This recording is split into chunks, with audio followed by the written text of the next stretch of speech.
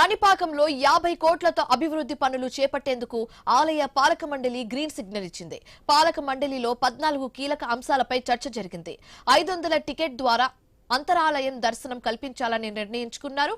RTC bus stand వద్ద complex నిర్మాణం, వర్షాకాలంలో ఇబ్బందులు లేకుండా వెయిటింగ్ హాల్స్ కు టెనెంట్స్ రూఫింగ్ ఏర్పాటు చేయాలని నిర్ణయించారు.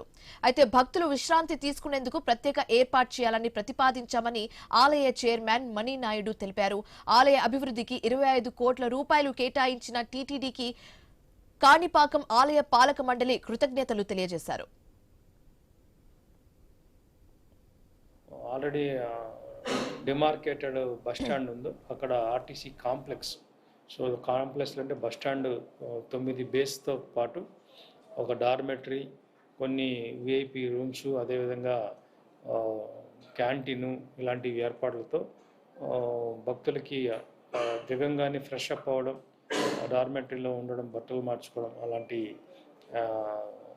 ఏర్పాట్లు చేసి సదుపాయాలు కల్పించి 16 కోట్లతో ఎస్టిమేషన్ అంచనాలు తయారు చేశారు.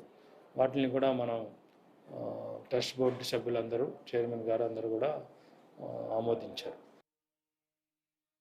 ఏదైతే మాస్టర్ ప్లాన్లో